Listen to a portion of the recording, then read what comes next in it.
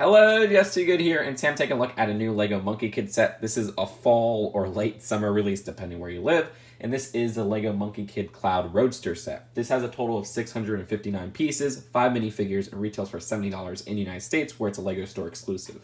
This set includes 2 exclusive villains in the Horn Demons. This is a Silver Horn Demon, and this design uses a new piece exclusive to this set, and you do get it in a different color with the other demon.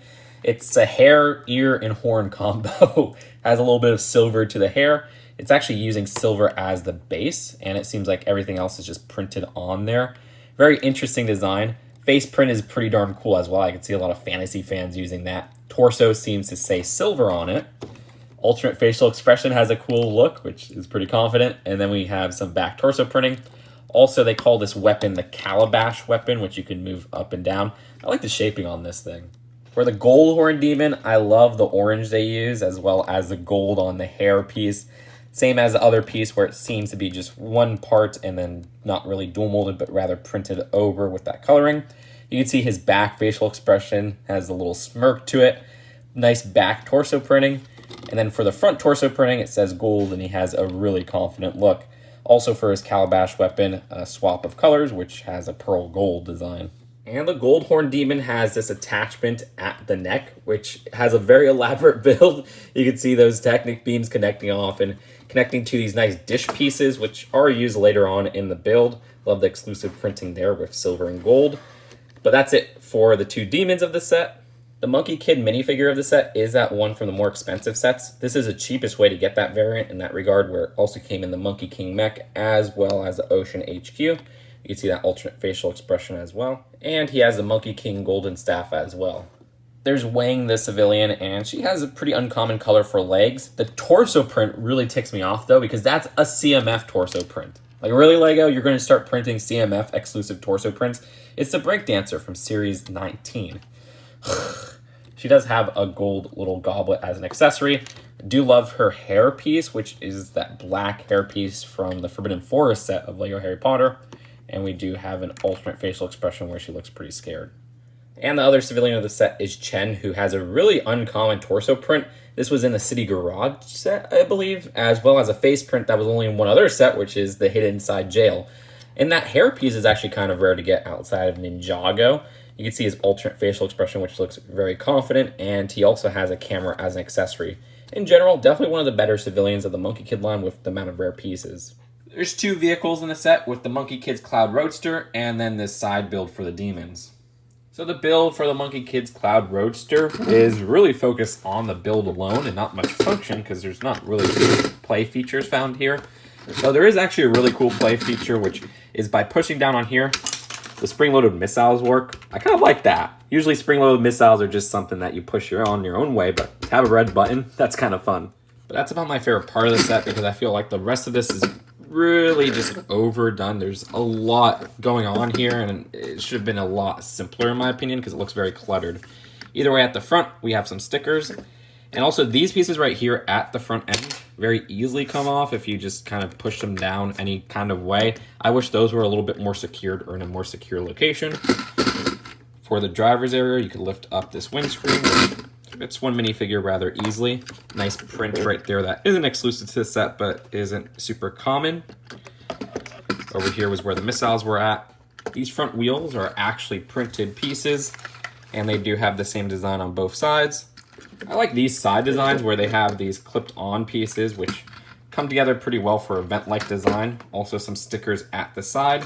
It's pretty identical on both sides.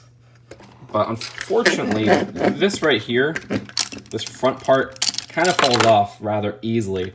And I know I don't push down pieces too well, but that's happened multiple times. I don't know if that was a great placement for those pieces. Another very flimsy part are these barriers right here, which are just clipped on with the fork piece. These very easily fall off as well.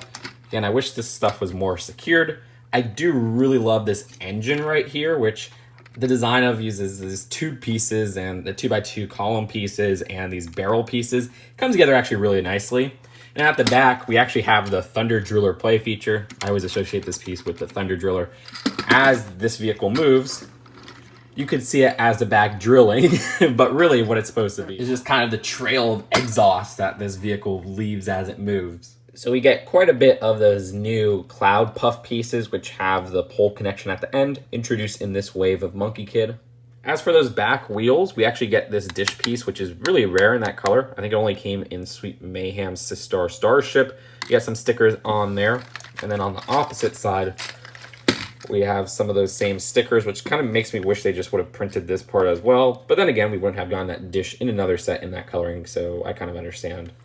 And at the very bottom, you can get a look that they have some clipped parts where you could store extra missiles as well as the Monkey King's staff.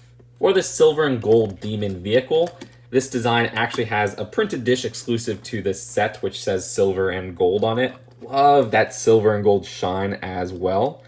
This does have enough room to fit one minifigure at the front. The front has a seat for the silver horn demon. This design actually has some nice usage of the cups at the end, almost as like blaster designs. Towards the back, though, I really like this part, which this piece in particular is hard to find. It only came in that Little Mermaid storybook. Very interesting translucent blue they have going on there, and it's clipped on. But this is a holding cell for minifigures, and I was kind of surprised at how well this works. You just kind of stuff minifigures in the back here, push that part in, or push that part up. All right, they're actually kind of secure in there. That's really awesome. And then at the very top, you can connect the gold horn demon just by attaching him to these two studs at the back. But that's it for the build of the set. Let's take a look at the packaging and then the final verdict. The box is that longer box associated with $60 to $80 sets. And then at the back, you have some different shots of the set. And the instructions even have an advertisement at the very end, which shows all the Monkey Kid sets for 2020, at least that we know of. So overall, I have to say I do not like this vehicle. I mean, I'm not usually a fan of oversized vehicles in general, so there could be some bias there, but I think this is just too much going on. It's like when you want to make a project look more than it is, and you start putting a lot of additional stuff on, and it feels like it's overdone. That's what it feels like to me, very overdone. And there are some points and parts here that easily disconnect. Like I had a lot of problems with these parts at the front. I think those should have been more secure. At the side, right here, but I secured those more, so that could have just been my awful not pushing out the pieces habit. And so the Roadster, which is the main part of the set, is my least favorite part of the set, which kind of sucks. The rest of the set, though, I actually kind of like. Like these two vehicles, while not super unique, they have a cool color scheme and they have some nice printed pieces. Those two villains are some of the best figures of the line, and they're exclusive to the set so far. And then the actual civilian minifigures have some interesting rare parts, but in terms of value, I actually have to say this is one of the better valued Monkey Kid sets, unfortunately, because it does have one of the worst builds, but I feel like this is should be $60, but it's $70. There's a lot of Monkey Kid sets that should be like $20 to $30 cheaper than what they are. So it is a mixed bag in that regard, and I'd end up giving it a mixed rating, which is a C. Let me know what you guys think in the comments below, and I'll see you guys later. Peace out. Bye.